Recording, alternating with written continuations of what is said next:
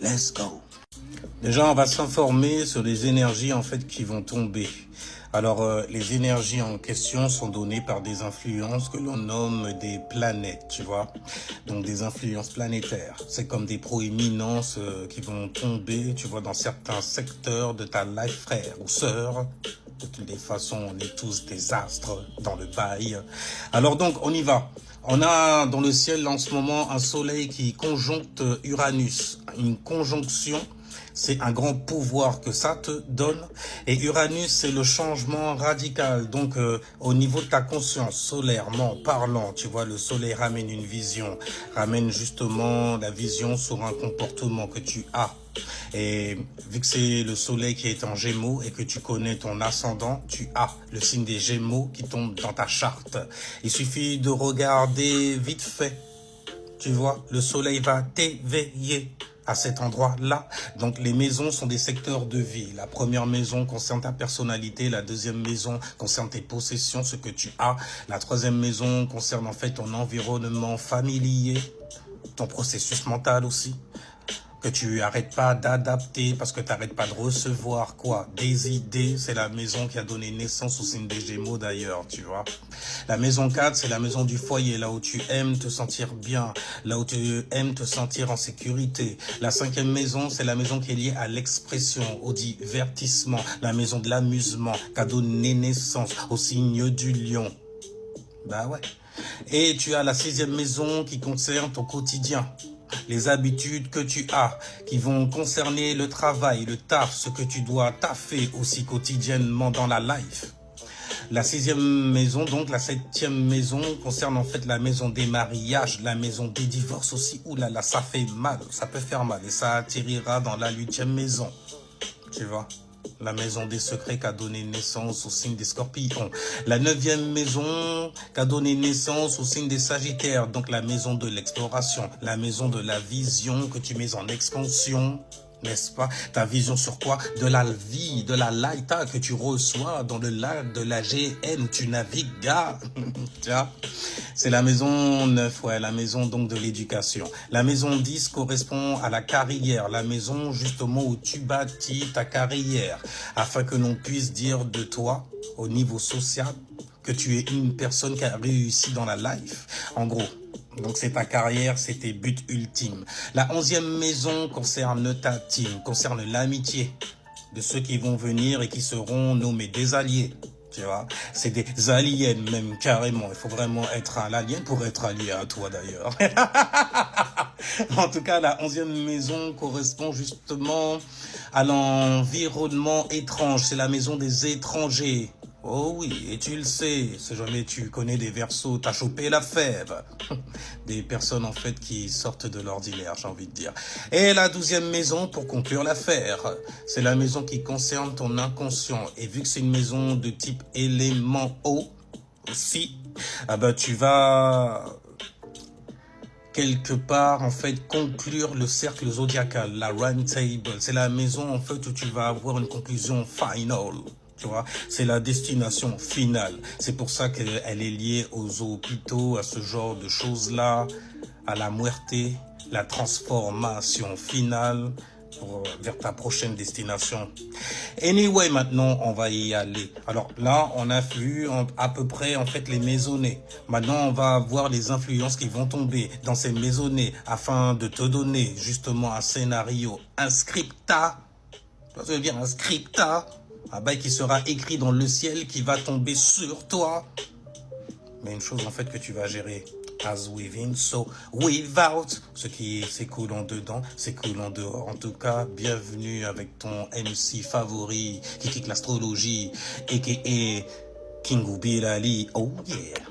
Alors on continue l'affaire. On a un soleil donc qui conjoncte. Une conjonction, c'est un grand pouvoir en gros entre deux influences, entre celle du soleil justement et celle d'Uranus. Le soleil, ta vision. Uranus, le changement radical dans ta life. Et il se fait en fait par le filtre du Gémeaux.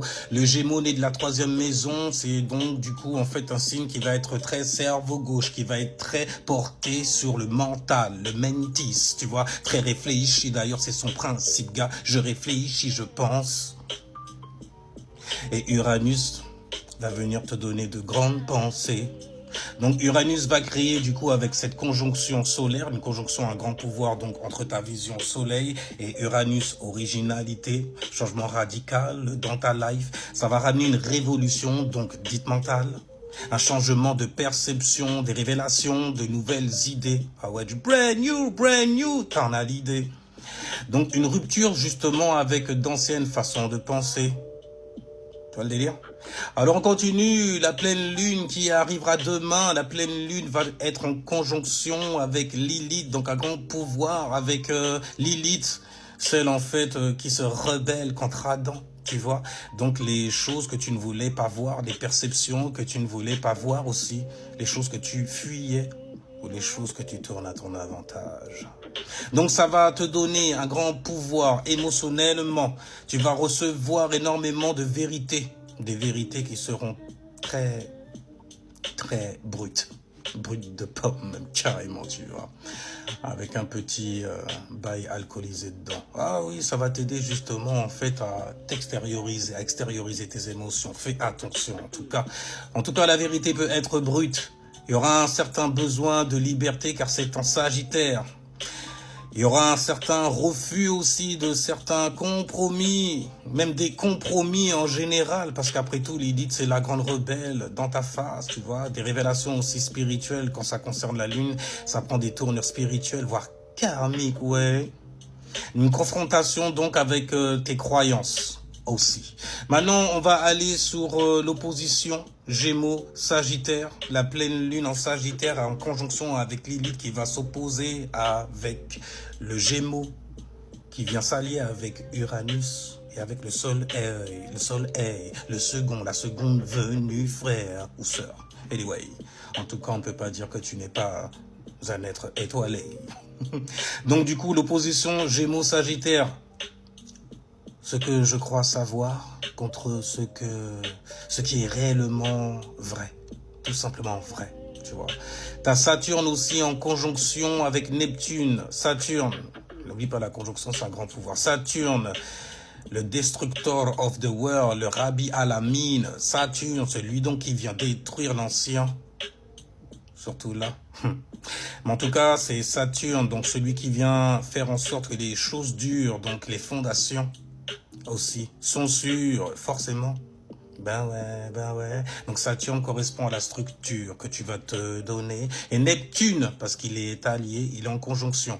Donc il y a un grand pouvoir du coup entre ce que tu vas structurer et la foi aussi que tu vas mettre dedans. Maintenant le filtre, la conjonction Saturne-Neptune vient avec le filtre du Bélier. On sait que le Bélier est fonceur, ok? Très fonceur. Il se met en action avec une façon très très passionnée. De manière passionnée, donc passionné mentisement parlant, mentalement parlant. Donc du coup, il va y avoir une matérialité, un rêve. Matérialité, en fait, sur un rêve, tu vas mener des actions fermes, dures, comme Saturne le veut en gros, pour pouvoir matérialiser tes rêves. Tu vas te donner une structure aussi. Tu vas la donner à qui? À Neptune, donc à ton intuition. Tu vas transformer une vision en action. Maintenant, on va sur Pluton qui rétrograde en Verseau. Pluton, la transformation profonde, une transformation qui va se faire de l'intérieur. Tu vas donc avoir un nettoyage karmique qui va se faire, un changement du futur. Ben ouais, tu le sais. Une évolution de conscience aussi. Une grande évolution de conscience. Qu'est-ce que veut le Verseau? Maintenant, tu as Saturne, Neptune, Bélier. Sextile, Pluton en Verseau. Un sextile, c'est une opportunité. Une opportunité d'évolution. Tu vas vers un futur justement dont tu es conscient et dont tu mènes des actions aussi également. Bah oui. Ouh, ça va couper, on va quand même réduire le bail, ouais.